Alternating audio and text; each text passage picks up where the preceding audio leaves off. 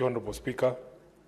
I rise pursuant to Standing Order 53-1 to seek a statement from the Standing Committee on National Security, Defence and Foreign Relations on a matter of national concern regarding deaths and injuries sustained by some members of the public during the public viewing of the late Right Honourable Raila Odinga's body at both the Moi International Sports Centre, Kasarani, and the Nyayo National Stadium on 16th and 17th October, respectively.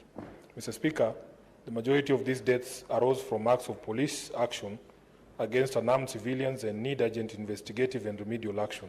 A few others were occasioned by stampedes caused by the said police action.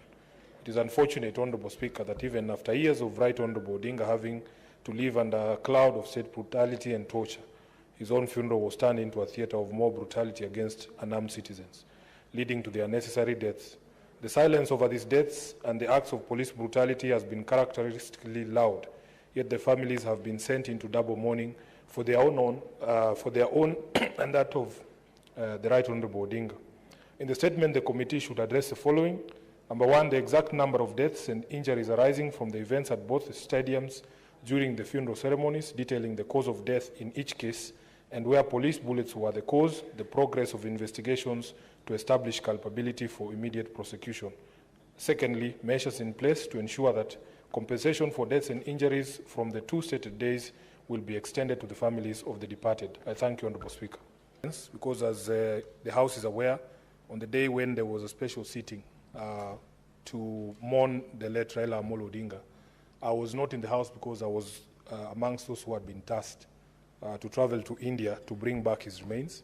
And let me thank all the colleagues and the majority leaders especially who convened very quickly the House to mourn this great leader. Honourable Speaker, I rise pursuant to Standing Order 52-1 to make a statement of global concern, namely the sudden passing of the former Prime Minister of the Republic of Kenya and ODM party leader, the Right Honourable Raila Odinga, on Wednesday, 15th October 2025. The entire nation received the news with shock and disbelief. Right Honourable Odinga had become a permanent fixture in the way to be written today. The sense of loss that we feel is both deeply personal and profoundly shocking.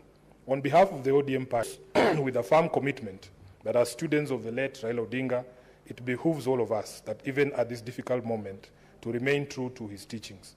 Mr. Speaker, allow me to acknowledge that the late Raila Odinga taught us everything: how to fight for justice and freedom, how to build bridges across ethnic and political divides, how to remain true to ideals and conviction, as well as how to sustain a big political movement in the face of constant adversarial pressure from political foes. The only thing we have now learned is that he never taught us how to mourn him. Admittedly, therefore, we may have fallen short of his standards and threshold during this mourning period, sometimes seeming to pull in different directions, while most often caught up in the evident confusion and emotional blur that accompanied the public outpouring of grief following the death of our beloved leader. We take responsibility for any shortcomings from the leadership during this particular period. The Senate of the Republic of Kenya must certainly be aware of the role that the late Honourable Odinga played in its conception, in the long journey of constitutionalism and the new constitutional order, especially with regard to the evolution and the growth of parliamentary democracy. No one played a bigger role than the former Prime Minister.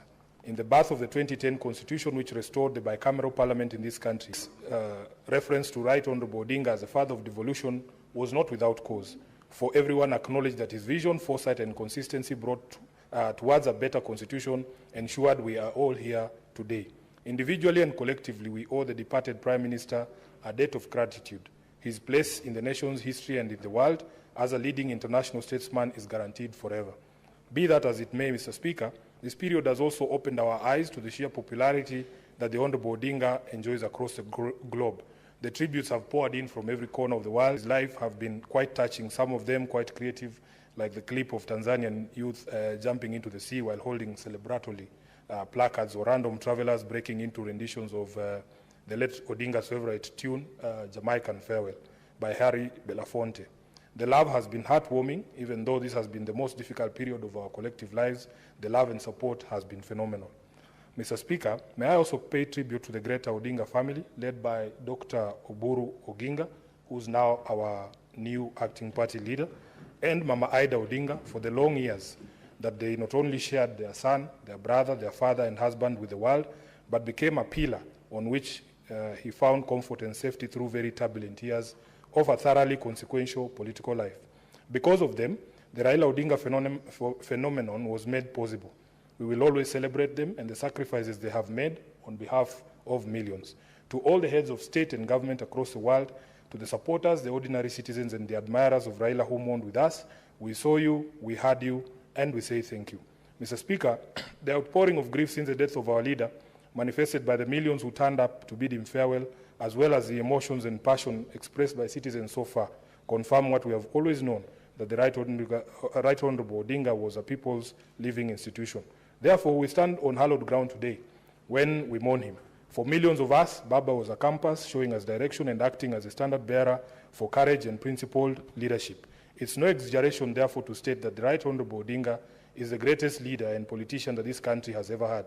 No one in this country bore more scars, more humiliation, and made more sacrifices for the common good than our departed icon. In the face of such challenges as Raila underwent, lesser leaders would have capitulated and given in to the allure of wealth, greed, tokenism, and bad governance. But the great Raila held his head high, stuck to his conviction, and lived a life that became a school on its own. Finally, Honorable Speaker, today the nation stands together to salute its favorite son. His legacy lives on, his dreams alive in us. As he watches over us from a peaceful place, we make a solemn vow to never compromise on the principles he taught us and the ideals by which he lived. This was an icon of justice and democracy revered across the world.